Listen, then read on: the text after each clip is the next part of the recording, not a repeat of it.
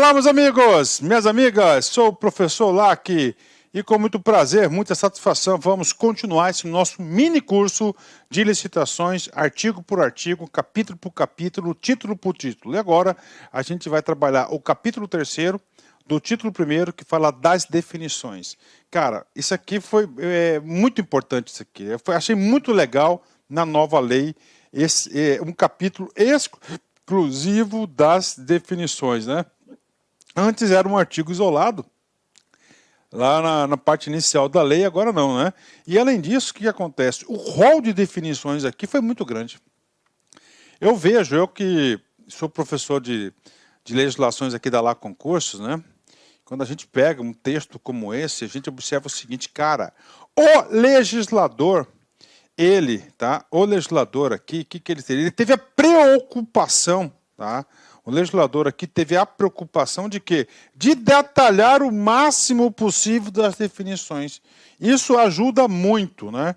Com certeza, esse capítulo aqui, 3º, a gente vai ter uma boa visão, né? Vamos lá, continuando, né? Então vamos lá direto, primeiramente, né? Vamos lá, artigo 6º, né? Para fins desta lei, consideram-se, primeira definição, órgão. Claro, né? Órgão é unidade de atuação integrante da estrutura da administração pública. Então, o órgão é uma unidade de atuação, tá? Todo mundo trabalha em um órgão. O que é uma entidade? Entidade é unidade de atuação dotada de personalidade jurídica. Ou seja, aqui é uma diferença, né? Ou seja, então o órgão é um ente despersonalizado. E a entidade, para a lei, é um ente com personalidade jurídica, né? E aqui você pode ser um órgão da administração pública direta, tá? Aí você pega as secretarias, os ministérios são entes despersonalizados, porque faz parte da administração pública direta, né? Ou da administração pública indireta. Aí vem a administração pública, né? A administração pública, administração direta e indireta da União, dos estados, DF, dos municípios.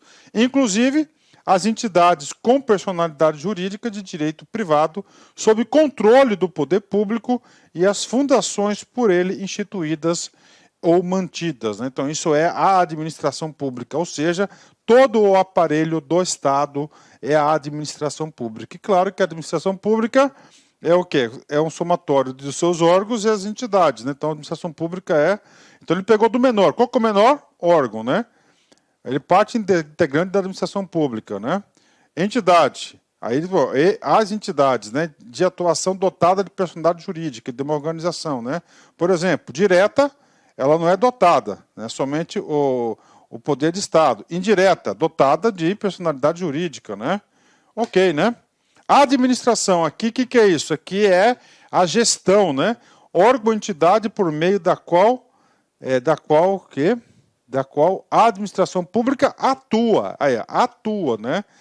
Órgão ou entidade por meio da administração pública atua. Então, a administração pública é formada por diversos órgãos, ela é formada por diversas entidades e cada uma delas tem um produto que ela vai atuar, ela vai realizar a gestão desse produto. Essa é a administração, né? Vamos lá, agente público, né?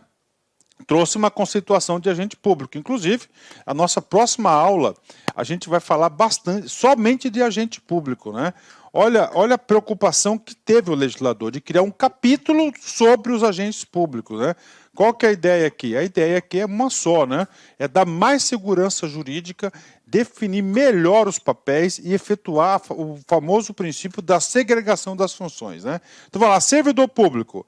Servidor público aqui, agente público aqui é uma visão ampliada, ou seja, é todo aquele que contribui com a administração de alguma forma ou outra, né?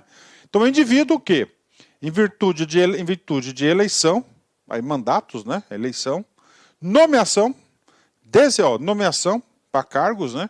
Designação para funções, contratação ou qualquer outra forma de investidura ou vínculo, exerce mandato, cargo, emprego ou função em pessoa jurídica, integrante da administração pública, né? Então é qualquer pessoa que venha laborar na administração pública. Observe que ele deu um rol grande, né? Porque o cara pode falar assim, o cara é contratado, mas para o fim da licitação, você é considerado um agente público, né? O cara tem o quê? Ele exerce lá um cargo, né? Um mandato, cara, para a administração pública, para a lei de licitações, ele é considerado agente público. Professor, qual que é a importância dessa definição? A importância dessa definição, se ocorrer algum BO e tiver alguma demanda judicial, o que vai acontecer nessa demanda judicial, né? O que vai acontecer? A administração pública poderá acioná-lo. Tá? Então, isso aí deixou claro a sua questão de responsabilização, né? Autoridade. Agente público dotado de poder de decisão. Então, autoridade, todo aquele que tem o quê? Poder de decisão, né? O que é contratante? Pessoa jurídica integrante da administração pública, aquele guarda-chuva, responsável pela contratação. Ah, professor, eu assinei um contrato com a Secretaria de Cultura. Então, a Secretaria de Cultura vai ser o quê? A contratante. E você? Você vai ser o contratado, né? Ótimo, né? Contratado, aí. Pessoa física ou jurídica ou consórcio de pessoas jurídicas signatárias de contrato com a administração pública, né? O título 3º da lei, que nós iremos estudar na sequência aqui, trata exclusivamente de quê? Trata dos contratos administrativos, né? Dos contratos administrativos, né? Professor, então contratado pode ser 3 hipóteses, tem que saber, ó, pessoa física, pessoa jurídica ou entidade consorciada, tá? O que é o consórcio? Tem uma licitação de grande vulto, por exemplo, né? Gigante, né? Que a gente vai falar sobre isso, inclusive, nessa aula, tá? E aí, uma empresa só não aguenta, não tem condições, né, de participar, não tem cacife para isso. Então, ela faz o quê? Faz um consórcio de empresas amigas e parceiras para participar. É uma das hipóteses, inclusive, nós temos uma lei específica de consórcio, na qual o professor Lac gravou já essa aula, né? Licitante. O que é o licitante? Aquele que participa da licitação. Pessoa física ou jurídica ou consórcio, claro, as 3 pessoas que podem ser contratadas são as 3 pessoas que podem participar, né? Que participa ou manifesta a intenção de participar do processo licitatório, né? Olha que coisa interessante, né? Não somente participa, mas ele considera também licitante aquele que manifesta a intenção de participar do processo licitatório. Eu tenho certeza que em algum momento da sua vida de concurseiro, a banca vai cobrar isso, né? Por quê? Porque o entendimento normal, licitante, é somente aquele que participa. Opa, parou. Mas para o entendimento da lei é outra coisa. Para o entendimento da lei, para você ser considerado um licitante, basta que você manifeste a intenção de participar do processo licitatório. Sendo-lhe equiparável, então ele vai ser o quê? Equiparável ao licitante, para fins desta lei.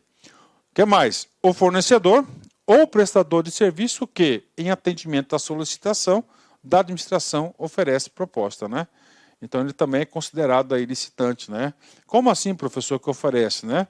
Atendendo a solicitação. A administração pública tem um cadastro de fornecedores, né? E aí ele pede uma proposta, por exemplo, para uma empresa de tal. Pronto, então ele vai ser, por equiparação, considerado também licitante, né? Conceito 10. Cara, importante demais esse conceito, cara. Muito importante esse conceito. Olha só. Compra. O que é a compra para a lei de licitações? Aquisição remunerada de bens, tá, para o fornecimento de uma só vez ou parceladamente, considerada imediata com o prazo de entrega de até 30 dias da ordem de fornecimento, né? Então, olha só, gente, essa parte final está em amarelo porque é muito importante, eu vejo probabilidades de elaborar questões de concurso aí, ó. Com prazo de entrega de até 30 dias da ordem de fornecimento. Então vamos lá, compra.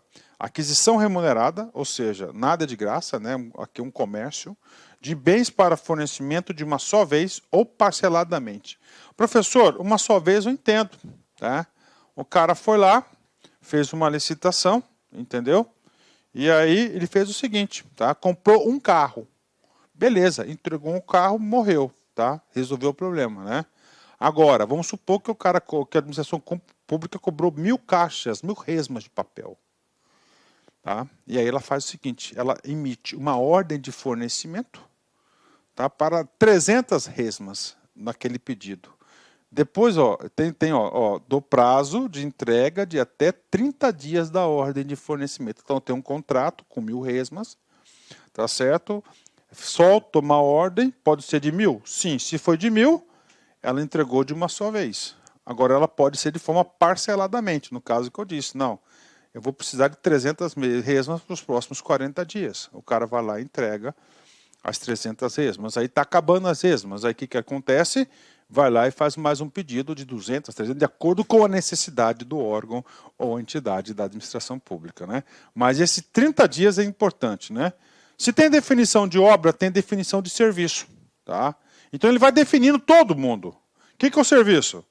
Atividade ou conjunto de atividades destinadas a obter determinada utilidade intelectual ou material de interesse da administração. Então esse é o serviço, atividade ou conjunto de atividades destinadas a obter determinada utilidade. Olha aí. Determinada utilidade. Por exemplo, lá, um reparo na energia elétrica, é um serviço. Beleza? Ó, intelectual, consultoria, né? Ou material, né? Que é uma coisa bem específica. Então, isso aqui é o serviço. Se você tem compra, você tem serviço, você vai ter outra classificação importante. O que é isso? Obra. Então, o que é obra? É toda atividade estabelecida por força de lei como privativa das profissões de arquiteto ou engenheiro, que implica, ó, ou engenheiro, né, todas as engenharias, não limitou em apenas engenharia civil, né, que implica intervenção no meio ambiente por meio de um conjunto harmônico de ações que, agregadas, formam um todo que inova o espaço físico, que inova. Então, ó, conjunto harmônico de ações agregadas que formam um todo que inova o espaço físico da natureza ou acarreta alteração substancial das características originais de um bem imóvel. Então, obra só tem em bens imóveis, né? Reforma de uma escola, reforma de uma creche, reforma de um hospital, de um posto de saúde, isso é o quê? Uma obra. Então, esse aqui é o conceito de obra, cara, tem que saber, né? Olha só, e agora, professor? Agora a gente vai entrar num rol, tá, de 6 classificações. Tá? A gente vai ler uma a uma, né? Então, olha como é importante. Como é que o examinador pode cobrar? Então é o seguinte, você tem aqui, por exemplo, aqui, ó, o item 13, bens e serviços comuns. Professor, o que é o bens e serviços comuns? Vou fazer a leitura para você. Aqueles cujos padrões de desempenho e qualidade podem ser objetivamente definidos por edital por meio de especificações usuais no mercado. Está aí. Tá? Então são o quê? São todos os bens e serviços usuais do mercado. São as aquisições usuais. Isso aqui é um bens e serviços comuns, né? Aí você tem especial. O que acontece, né?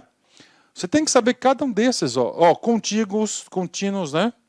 Serviços contínuos com regime de dedicação exclusiva de mão de obra. O que esse item 6 aqui, 16 aqui? Faz uma administração pública, né? Faz um contrato com uma empresa, onde a empresa fornece, por exemplo, digitação, por exemplo, né? Estou chutando aqui, ó, os objetos, né? Onde ele tá? Onde o contratado fornece 10 digitadores, por exemplo, incluindo um cara de rede, tudo lá.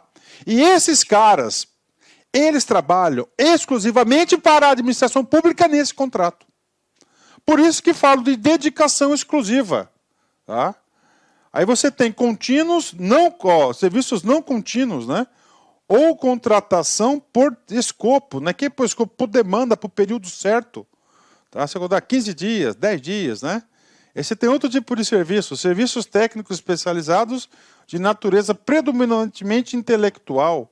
Esse 18 aqui, ó, ele vai subsidiar a inexigibilidade de contratação de serviços especializados, consultorias, cobrança, de escritório de advocacia e assim por diante. Então, como é que você pode cair na prova? Cara, você tem que saber o conceito, porque ele pode pegar o conceito de serviços e fornecimentos contínuos e falar que são bens e serviços especiais.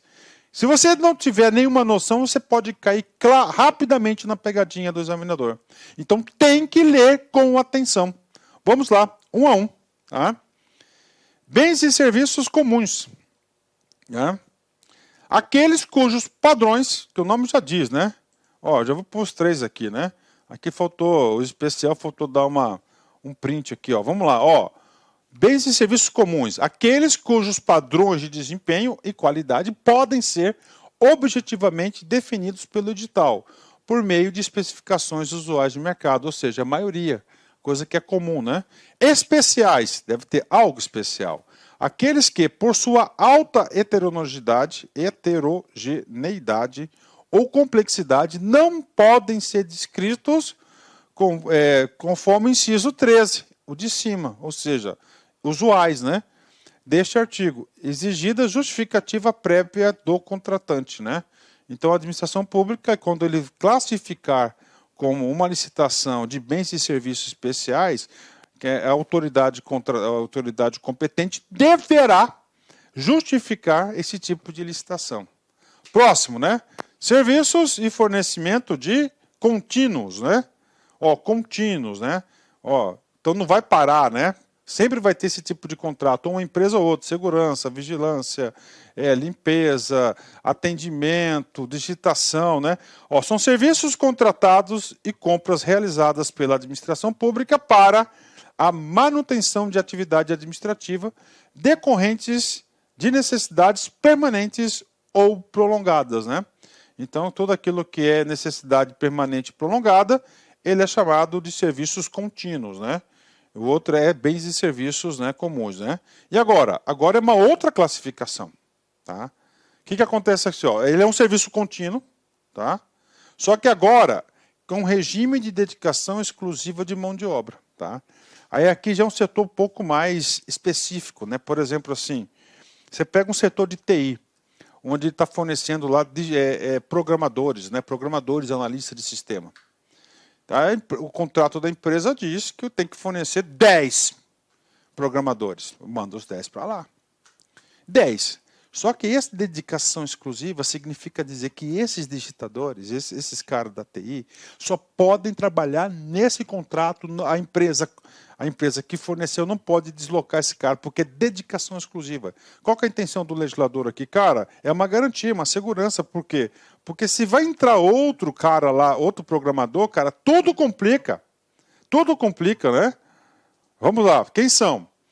Os empregados do contrato fiquem à disposição nas dependências do contratante para a prestação do serviço. Tá? Então, ele fica lá, os empregados do contratado que ficam à disposição nas dependências do contratante e para a prestação do serviço. Né?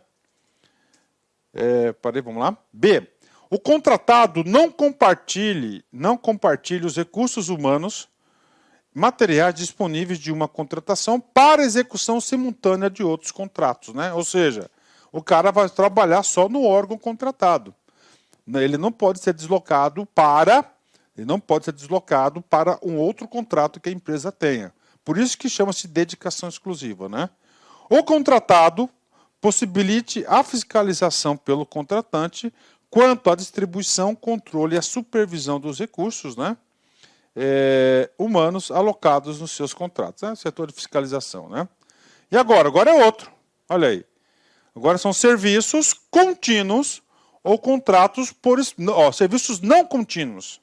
O que é contínuo? É permanente, né? Ou de longa duração. E agora o não contínuo é curto, prazo curto, né? E por escopo, o que é isso? Por tarefa, por demanda? Não.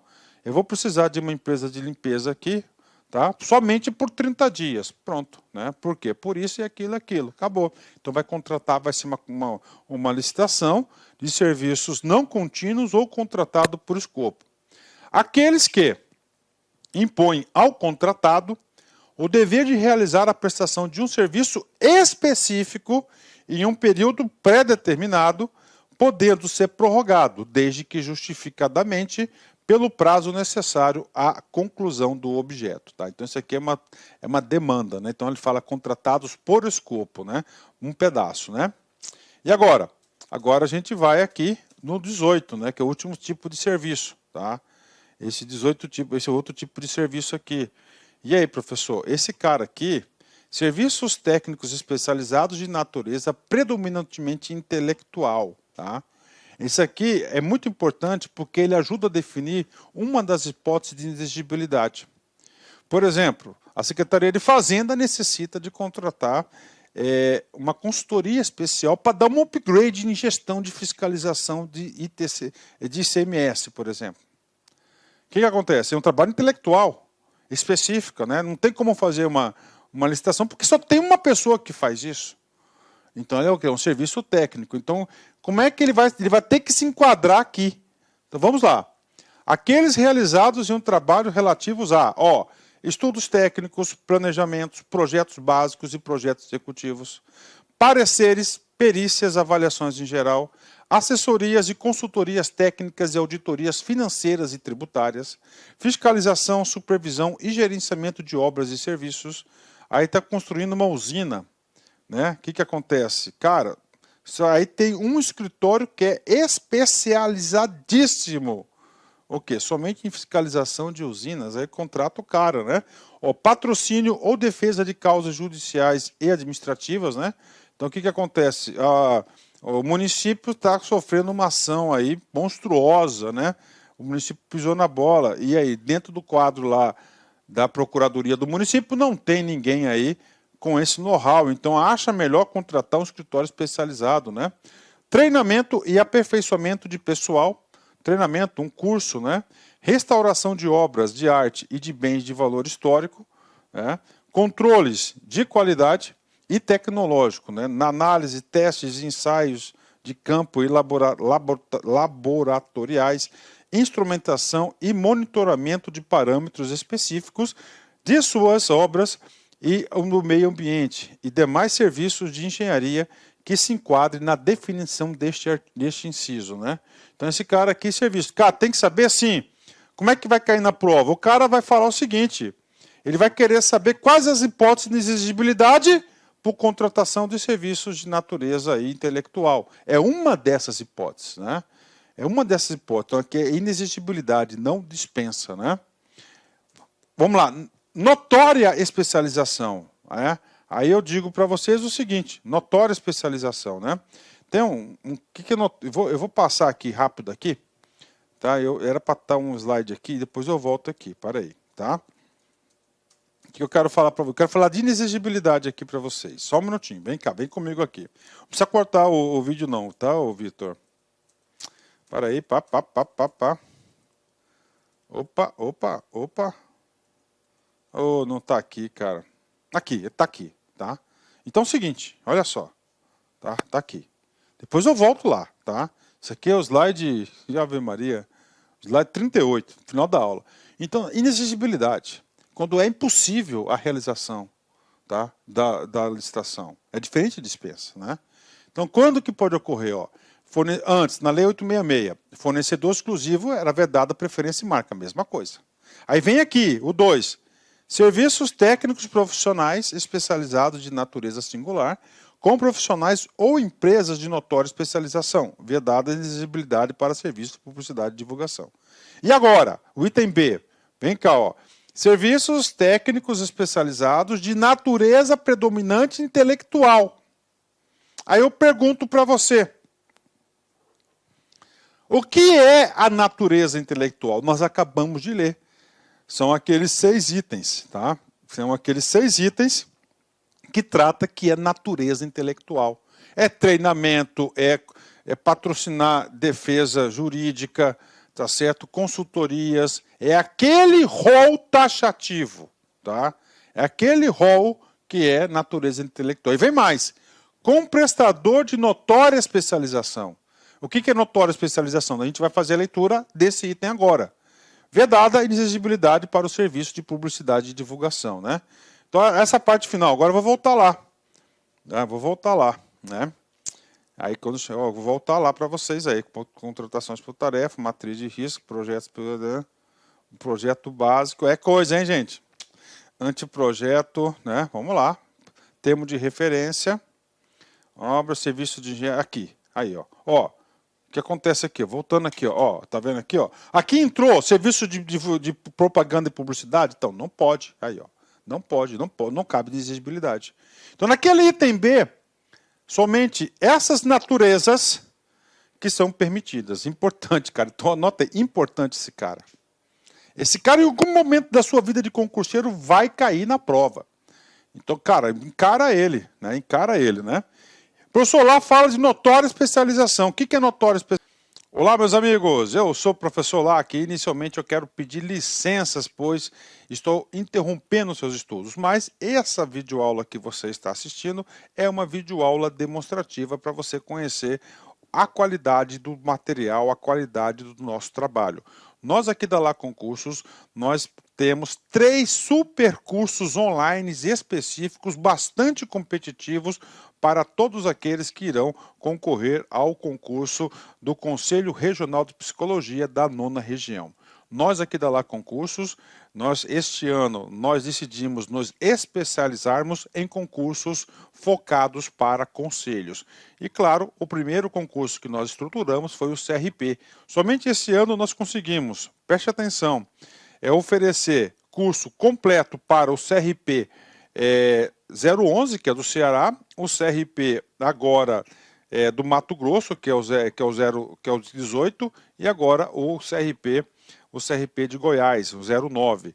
Então, uma coisa eu garanto para vocês, se você quiser assistir o restante dessa videoaula, se você quiser fazer um curso mais completo, se você quiser conhecer a nossa metodologia do Personal Coach, que é o estudo em regime de metas, eu convido vocês a clicarem no link que tem aqui na descrição, falar com alguns dos nossos atendentes para qualquer esclarecimento e, claro, vir matricular, vir estudar conosco, que eu tenho certeza que você não vai se arrepender. Por quê? Porque nós vamos dar o melhor de nós. Um forte abraço, espero vocês.